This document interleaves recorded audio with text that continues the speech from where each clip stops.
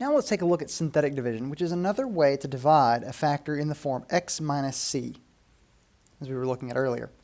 The first thing we want to do, and this is very important, is write each polynomial in descending order and be sure to include missing powers by using a 0. Notice we did the same thing with long division. Next, we'll actually follow this algorithm we have for using synthetic division. We'll see that in the next question. Write answers in the form q of x plus r of x over d of x, our quotient plus our remainder divided by our divisor. Notice that the highest power of the quotient, will always be 1 less than the highest power of your original function. So if we begin with an x cubed, we'll end with an x squared. If we begin with our polynomial of a 5th degree, then our answer will be a 4th degree. And this is considered a shortcut, and we can only use it when things have the form, when divisors have the form 1x plus or minus c. All right. At least I can use it without adjusting anything. There is actually a way to make it work when it's not 1x plus c. All right, use synthetic division to find the quotient and remainder of this. Negative 4x to the 5th plus x to the 4th plus 6x cubed plus 2x squared plus 50 divided by quantity x minus 2. We begin by taking the value 2 over here, and you always want to think what number would make our divisor equal to 0. Well, that would be x equals 2, so we're going to use 2 right here. And we take each of these numbers as coefficients. Negative 4x to the 5th, 1x to the 4th, 6x cubed, 2x squared, 0x because we don't have a linear term, and our constant. Now the process is this. We take this value, bring it down. We're normally going to add there. Negative 4. We multiply 2 times negative 4 to get a negative 8 right here. Then we will add these two, so that's negative 7. Multiply negative 7 by 2 to get negative 14. We put that value here. Add these two to get negative 8. Multiply negative 8 times 2 to get negative 16. Add 2 plus negative 16 to get negative 14. Multiply this by negative 2. Add 0 and negative 28 to get negative 28. Multiply negative 28 by 2 again to get negative 56. Add these two to get negative 6. So our quotient is, and we read this off the bottom row, our quotient is negative 4x to the 4th. Notice we're starting at the 1 less than our degree. Negative 4x to the 4th minus 7x cubed minus 8x squared minus 14x minus 28. That's a constant. And our remainder is negative 6 divided by the original divisor, which was x minus 2. So minus 6 over x minus 2. Let's look at another example. Synthetically divide the following polynomials. Write the answer in the form q of x plus r of x divided by d of x.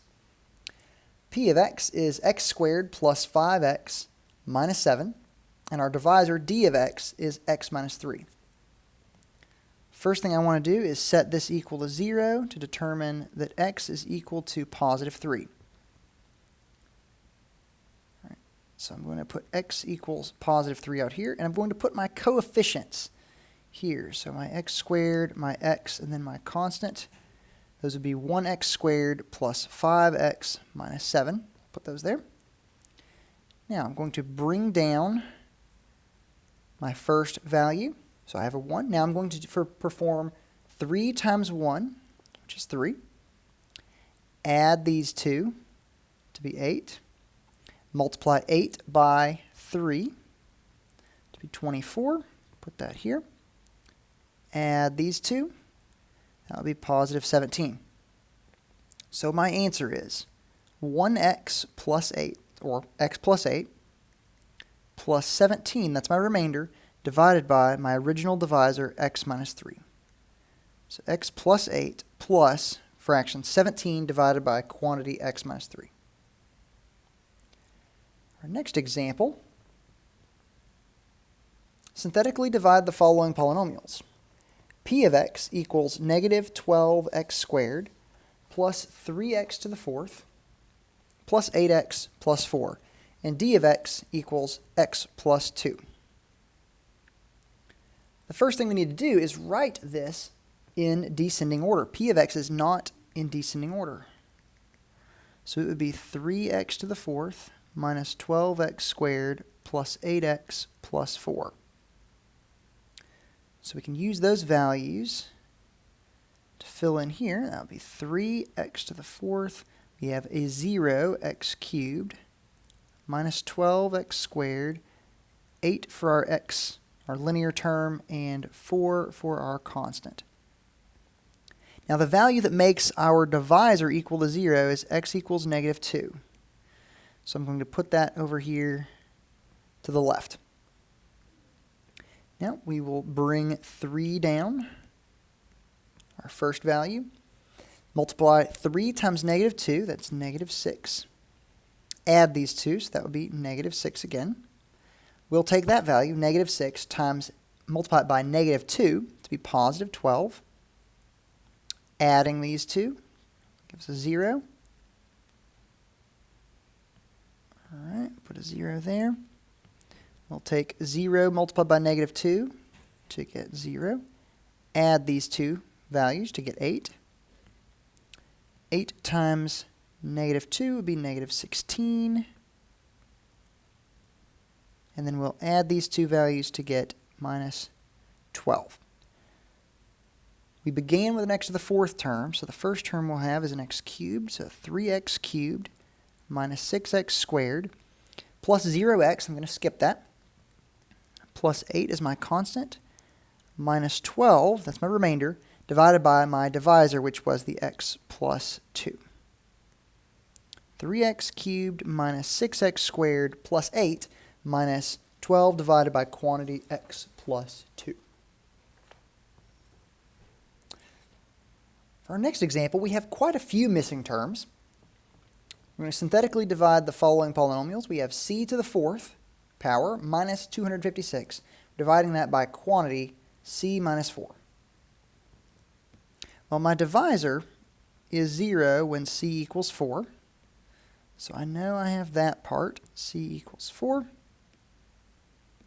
Now, for my c to the fourth term, I have a 1, a coefficient of 1. There is no c cubed term, so we have a 0 for that. 0 for our c squared term, and 0 for our c term. But for our constant, we have minus 256. Now we'll bring down the 1 in the first place.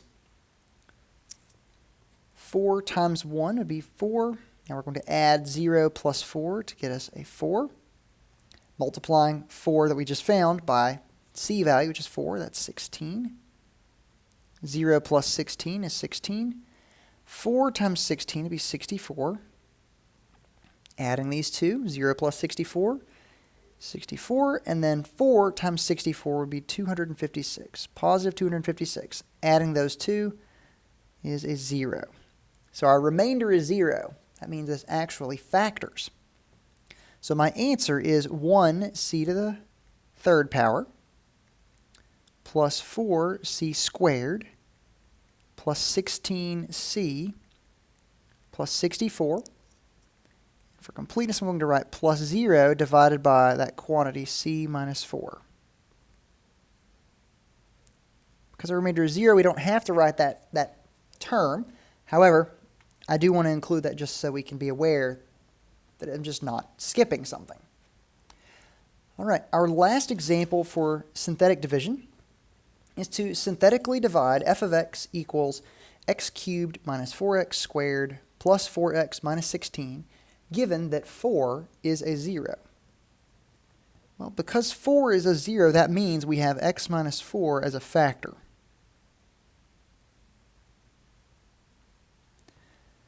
Or I could just dive into my synthetic division with x equals 4 to the left.